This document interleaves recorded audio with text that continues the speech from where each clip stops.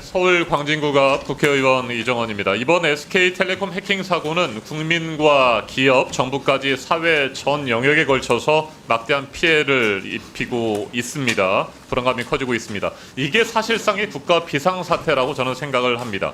국내 1위 기간통신사를 자부하던 SK텔레콤의 무지와 무능, 무책임, 이 3무가 빚어낸 초유의 사태라고 저는 판단합니다.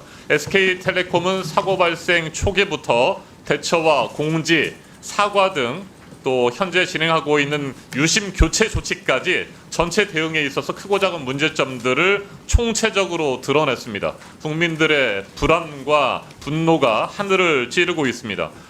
앞서 동료 의원들께서도 이야기를 하셨습니다만 왜 사고는 기업이 쳐놓고 애꿎은 국민들이 이렇게 아까운 시간을 들여서 발품을 팔고 피해를 봐야 되는 것입니까? 정말 제대로 된 반성과 사죄 대응이 필요하다고 생각합니다. 먼저 동영상 하나를 보시겠습니다. 대리점의 현장 상황입니다. 네, 현장은 정말 말 그대로 아수라장입니다. 바쁜 국민들 힘들게 기다렸는데 유심을 바꾸지도 못하고 T월드에 들어가서 보니까 서버는 터져 있고, 네, 이런 상황이 지금 며칠째 계속되고 있습니다. 네, 유영상 SK텔레콤 사장님, 제가 질문 드리겠습니다. 앞서 소리는 좀 줄여주시고요. 유심보호 서비스 가입과 관련해서 여러 의원들이 질문을 했고 답변을 하셨습니다. 그런데 저는 이렇게 생각합니다. 이 정도의 상황이면 고객이 직접 앱에 들어가서 가입해라라고 말할 것이 아니라 모든 가입자들이 자동적으로 유심 보호 서비스에 가입되도록 조치해야 되는 것 아닙니까? 어떻습니까? 초반부터 그 부분에 대해서 검토를 많이 했었고요. 그다음에 검토만 할 것이 아니라 그렇게 해야 되는 겁니다. 네, 그렇게 했을 때 생길 수 있는 부작용이 저희가 알 수 없을 정도의, 예를 들어 통신망 전체가 다운될 수 있는 그런 리스크가 그래서 있다라고 봤기 때문에 자발적으로 가입한 사람들만 피해를 보상하겠다라고 하는 원칙 아직까지도 현실 인식이 부족해요. 그거는 아닙니다. 네, 됐습니다. 네. 제가 봤을 때는 그래요. 모든 가입자들이 자동적으로 유심 보호 서비스에 가입될 수 있는 방안을 찾아보십시오. 지금 우려하는 그에 따른 부작용보다도 이걸 유심 보호 서비스에 가입이 안 되거나 아니면 유심을 교체하지 못한 사람들에 대한 피해가 더 엄청나게 클 수 있다는 거 결코 잊지 마시기 바랍니다. 예. 그리고 유심 교체가 시작된 이번 주 월요일 모바일 T월드 사이트 접속자 폭증으로 서버가 터지고 고객들은 큰 불편을 겪어야 했습니다. 이것도 저희가 영상을 하나 준비했는데 저희 의원실에서 월요일에 직접 접속을 해본 시연 영상을 한번 보여드리겠습니다. 플레이해 주시고요. 이날 유심보호 서비스 가입자, 유심 교체를 위한 예약자가 한꺼번에 몰려서 서버가 터지고 접속이 지연되는 모습을 보였습니다. 유심 교체 시간이 오래 걸리니까 SKT에서는 유심보호 서비스 가입 안내 문자 하나 보내왔고, 이것도 앞서 제가 말씀드린 것처럼 가입하러 가기 버튼을 누르면 대기 인원이 52만 명, 대기 시간 145시간이라고 합니다. 이게 말이 됩니까? 그러면서 그로 인한 피해가 우려된다고 하면서 가입자에 대해서만 피해를 보상하겠다라고 하는 어처구니없는 답변을 하고 있는 현실 인식에 분노하지 않을 수 없습니다.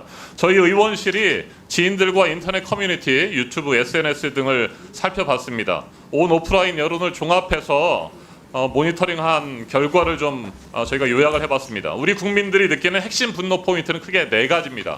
PPT 파일 보면서 먼저 설명드리겠습니다. 첫 번째, 네, 해킹 후 고지까지 수일이 걸렸습니다. 나흘이 지나서야 일반 가입자들이 그 사실을 알게 됩니다. 자, 4월 18일 최초 해킹이 발생했죠. SKT가 인지한 이후에 나흘이 지나서 4월 22일이 되어서야 SKT는 고객들에게 해당 사실을 처음으로 공개했습니다. 해킹에 따른 실무적이고 기술적인 조치는 하더라도 대국민 공지를 빨리 했어야 되는 건 아닙니까? 더군다나 늦은 공지에도 불구하고 SKT는 고객들에게 문자 하나 제대로 보내지 않았습니다. 접근성이 낮은 SKT 뉴스룸을 통해서 소식을 알렸죠. 유출돼서 하루하루가 위태로운 상황이었고, 이렇게 해서 피해가 막대하게 발생할 수도 있는데 무책임하고 안이하게 대응을 했습니다. JTBC 뉴스룸도 아니고 SKT 뉴스룸에 올리면 이게 고객들이 어떻게 합니까? 이게 말이 된다고 생각하십니까? 일단 제대로 대응하지 않고 국민들에게, 가입자들에게 늦게 알린 이유가 뭡니까? 현행 정보통신망법 시행령을 위반한 거예요. 이건 몰랐다고 말한다면 그건 분명 거짓말일 거고, 알고도 그랬다면 그 어떤 변명의 여지도 없습니다. 유영성 사장님 답변해 보십시오. 예, 문자 고지 부분은 사실 이렇게 그 특정이 특정 고객이 유출이 됐다라는 특정이 돼야 저희가 문자를 보낼 수 있는데 그렇지 않은 그게 말이 됩니까? 특정이 되지 않은 상황이었기 네, 그러면 때문에 왜 국민들이 불안해하고 지금 분노하고 있습니까? 특정되지 않으면 아무런 피해가 없는 겁니까? 피해가 발생할 우려가 높기 때문에 국민들에게 일찌감치 알리고 우리가 적극적으로 대응하고 있다. 어떻게 조치를 해야 할 테니까 뭐 따라 달라라든지 그렇게 했어야 되는 거 아닙니까? 나흘이 걸린다는 게 말이 됩니까? 이상중 원장님. 예, 그 과정에서 키사가 SKT의 법 위반 사실을 은폐하려 했다 이런 의혹도 지금 불거지고 있습니다.